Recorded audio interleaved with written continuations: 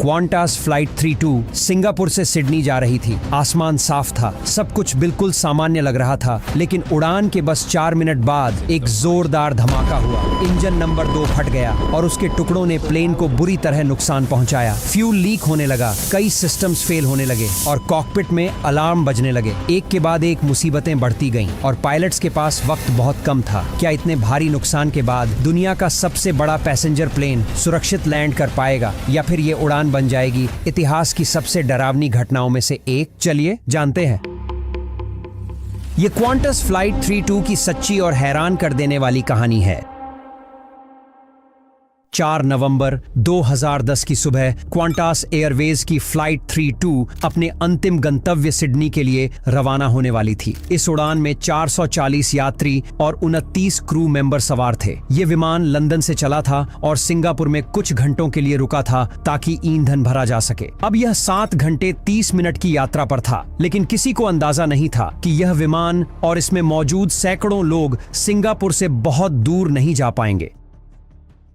इस उड़ान के लिए जो A380 इस्तेमाल किया जा रहा था वह इस एयरलाइन का पहला A380 था। यह दुनिया का सबसे बड़ा और तकनीकी रूप से सबसे उन्नत यात्री विमान है जिसमें अत्याधुनिक सुरक्षा सुविधाएं हैं, लेकिन इस दिन इसे अब तक की सबसे कठिन परीक्षा से गुजरना था।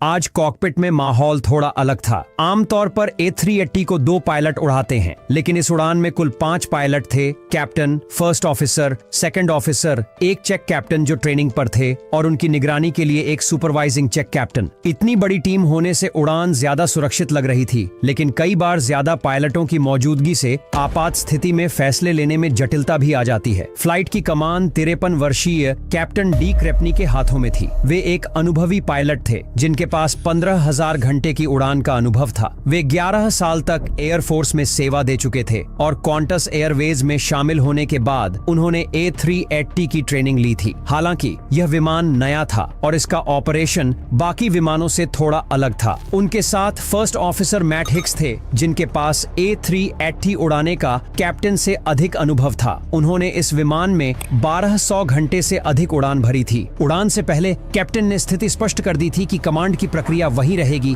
जो सामान्य रूप से होती है। कैप्टन फैसले लेंगे, फर्स्ट ऑफिसर उनका समर्थन करेंगे और बाकी क्रू उनकी सहायता करेंगे। किसी को अंदाजा भी नहीं था कि कुछ ही पलों में यह टीम अब तक की सबसे बड़ी चुनौती का सामना करने वाली थी। सुबह 9:45 पर सिंगापुर एयरपोर्ट पर क्वांटास एयरवेज की फ्लाइट 32 ने टैक्सी करना शुरू किया। 440 यात्री अपनी सीटों पर बैठ चुके थे और कॉकपिट में 5 पायलट उड़ान की तैयारी में जुटे थे। सब कुछ सामान्य लग रहा था। रनवे पर पहुंचते ही चारों इंजनों को पूरी ताकत से चलाया गया। कुछ ही सेकंड में विमान ने बिना किसी समस्या के उड़ान भर ली। जैसे ही विमान 7,000 फीट की ऊंचाई पर पहुंचा, अचानक 2 जोरदार धमाके हुए। पूरी एयरक्राफ्ट झटके से हिल गई। कॉकपिट में अलार्म बजने लगे। इंजन नंबर 2 में विस्फोट हो चुका था। कैप्टन ने क्रू को भरोसा दिलाया कि विमान नियंत्रण में है और फर्स्ट ऑफिसर को निर्देश दिया कि वह चेकलिस्ट पर काम करना शुरू करें। कॉकपिट में माहौल गंभीर था। हर कोई पूरी तरह से अपने काम पर केंद्रित था। यह सिर्फ एक इंजन फेल्योर हो सकता था, लेकिन यह सिर्फ उतना ही नहीं था। जल्द ही पायलटों को एहसास हुआ कि स्थिति कहीं ज्यादा खराब थी। इंजन नंबर 2 के फेल होने के साथ साथ कई और अहम सिस्टम ने काम करना बंद कर दिया था। हालांकि कॉकपिट में बैठे पायलट नुकसान का सही अंदाजा नहीं लगा पा रहे थे, लेकिन विमान के बाईं ओर बैठे यात्रियों को सब कुछ साफ दिख रहा था। उन्होंने देखा कि पंख में बड़े बड़े छेद हो चुके थे और ईंधन तेजी से बाहर निकल रहा था। उधर कॉकपिट में चेतावनियों की बौछार होने लगी। इंजन पूरी तरह बंद हो चुका था और उसकी टरबाइन बुरी तरह क्षतिग्रस्त थी। क्रू ने तुरंत इंजन को शट डाउन किया और एयर ट्रैफिक कंट्रोल को अपनी स्थिति की जानकारी दी। Singapore, Qantas 32, we require a left turn back towards Singapore. Qantas 32, Singapore, turn left heading 020. सबसे बड़ी चिंता थी आग लगने का खतरा। इंजन में कहीं भी चिंगारी भड़क सकती थी, इसलिए पायलट्स ने फायर बुझाने के लिए इंजन के 2 फायर एक्सटिंग्विशर में से एक को सक्रिय कर दिया, लेकिन कुछ भी नहीं हुआ। कोई संकेत नहीं मिला कि सिस्टम ने आग बुझाने का काम किया हो। उन्होंने दोबारा कोशिश की और फिर वही नतीजा। अब हालात और भी गंभीर हो चुके थे। धमाके के बाद हालात तेजी से बिगड़ने लगे। इंजन का फायर सप्रेशन सिस्टम फेल हो चुका था और सबसे बड़ी चिंता यह थी कि पंख में बने छेदों से जेट फ्यूल लगातार लीक होकर इंजन के पास फैल रहा था। अगर एक चिंगारी भी उठती तो यह महज एक इंजन फेल्योर नहीं बल्कि एक भयानक विस्फोट में बदल सकता था। पायलट्स के पास अब बहुत कम विकल्प बचे थे। इस बीच बॉटम द्वीप के निवासियों ने आसमान से गिरते हुए बड़े बड़े धातु के टुकड़े देखे। जमीन पर मौजूद लोगों ने जब इन टुकड़ों पर क्वांटस का लोगो देखा तो अफवाहें फैलने लगीं कि एक विमान क्रैश हो गया है। न्यूज चैनलों ने तुरंत ब्रेकिंग न्यूज चला दी और देखते ही देखते क्वांटस के शेयर गिरने लगे। लेकिन कॉकपिट में बैठे पायलट्स को इन सब की कोई खबर नहीं थी। उनके लिए सिर्फ एक ही बात मायने रखती थी, सिंगापुर में किसी भी हालत में सुरक्षित लैंडिंग। अलार्म की तेज आवाजें कॉकपिट में लगातार गूंज रही थी।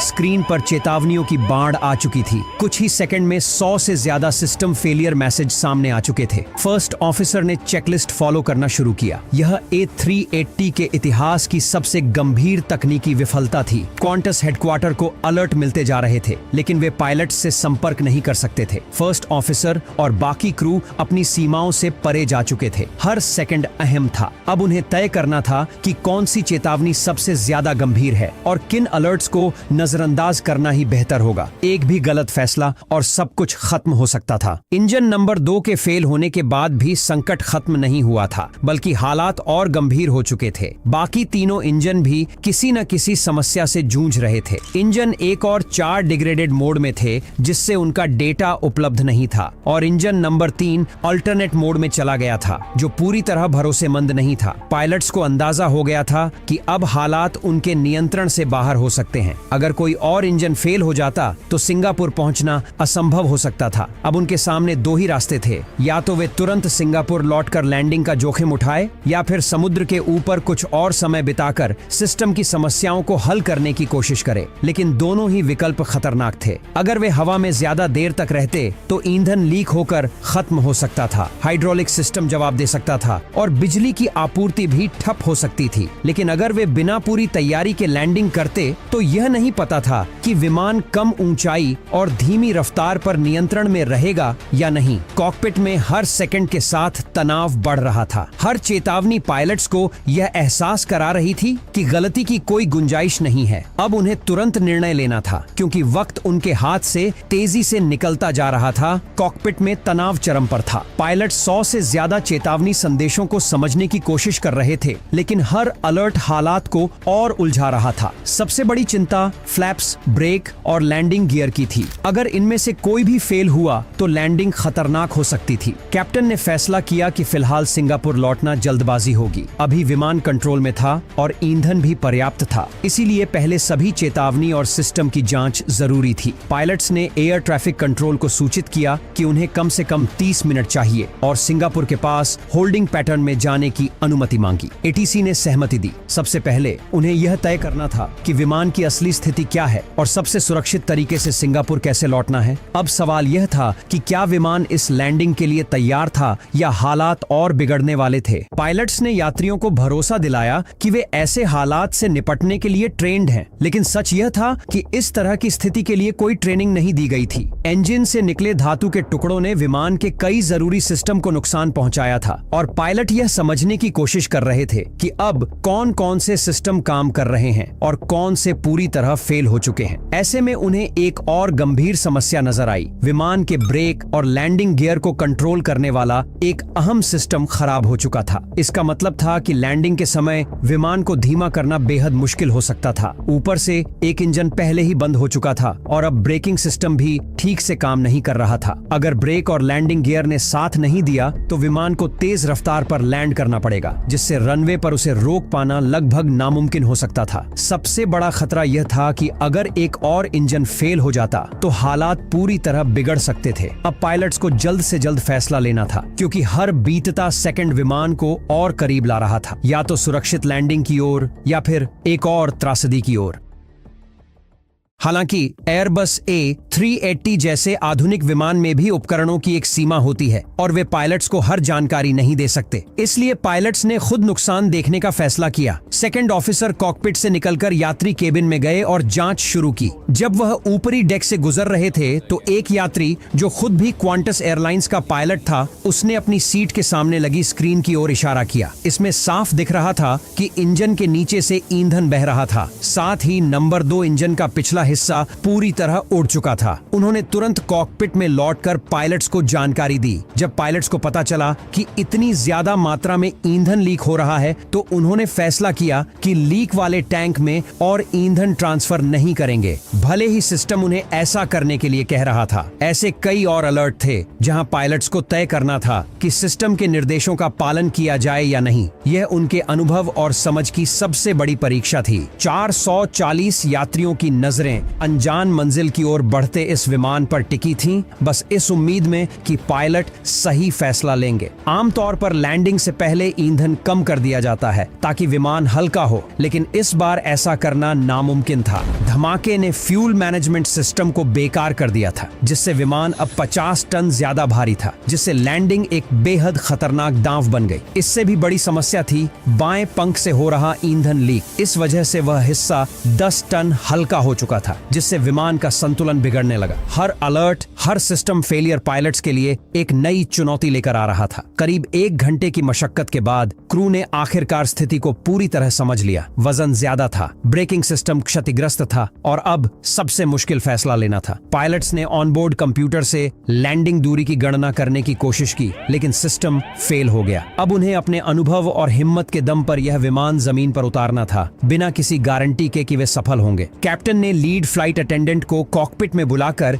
यात्रियों को इमरजेंसी लैंडिंग और संभावित इवैक्यूएशन के लिए तैयार रहने को कहा। साथ ही पायलट्स ने एयर ट्रैफिक कंट्रोल को सूचित किया, हमें लैंडिंग के बाद इमरजेंसी सर्विसेज की जरूरत होगी। बाएं पंख से ईंधन लीक हो रहा है। अब सवाल सिर्फ एक था, क्या वे इस लैंडिंग को सही अंजाम तक पहुंचा पाएंगे? लैंडिंग की उल्टी गिनती शुरू हो चुकी थी। कैप्टन जानते थे कि अगर विमान को रनवे तक लाना है तो पहले यह जांचना जरूरी है कि वह उनके नियंत्रण में है या नहीं। उन्होंने धीरे धीरे फ्लैप्स नीचे किए और हर स्टेप पर प्रतिक्रिया परखी। फ्लैप्स 3 तक आते आते एक चीज साफ हो गई, विमान संभल तो रहा था लेकिन उसकी प्रतिक्रिया धीमी थी। लेकिन असली खतरा इंजन थे। इंजन नंबर 2 पहले ही बंद था। इंजन नंबर 1 और 4 खराब हालत में थे और कैप्टन को यकीन नहीं था कि वे सही से काम करेंगे या नहीं। अब विमान रनवे की सीध में था। नीचे समुद्र फैला हुआ था। यात्रियों के लिए यह एक डरावना दृश्य था और पायलट्स के लिए सच्चाई का सबसे बड़ा इम्तिहान। क्या उनकी लैंडिंग कैलकुलेशन सही थी? क्या विमान उतरने के बाद नियंत्रण में रहेगा? क्या वे रनवे खत्म होने से पहले इसे रोक पाएंगे? 500 जिंदगियां अब कैप्टन के फैसले पर टिकी थीं। एक गलती और सब कुछ खत्म हो सकता था।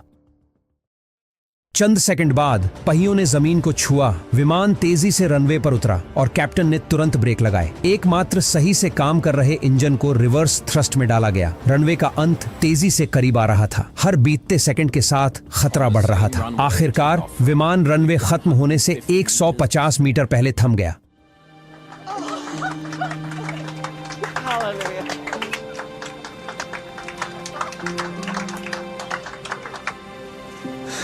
Beautiful. Oh. Welcome to Singapore, guys. विमान अब खतरे के बीच खड़ा था और हर सेकंड कीमती था। फायर ब्रिगेड ने तुरंत विमान के नीचे फैले ईंधन पर आग बुझाने वाला पदार्थ छिड़का ताकि कोई चिंगारी भयावह विस्फोट में न बदल जाए। विमान के उतरने के 20 मिनट बाद बसें पहुंची और क्रू ने धीरे धीरे सारे यात्रियों को विमान से सुरक्षित बाहर निकाला। इस दौरान इंजन नंबर 1 3 घंटे तक चालू रहा, जिसे बाद में फायर क्रू ने फोम से बंद किया। आश्चर्यजनक रूप से इस पूरे घटनाक्रम में एक भी यात्री या क्रू सदस्य घायल नहीं हुआ। फ्लाइट क्रू की शानदार निर्णय क्षमता और टीम वर्क ने इस आपातकाल को चमत्कारी लैंडिंग में बदल दिया।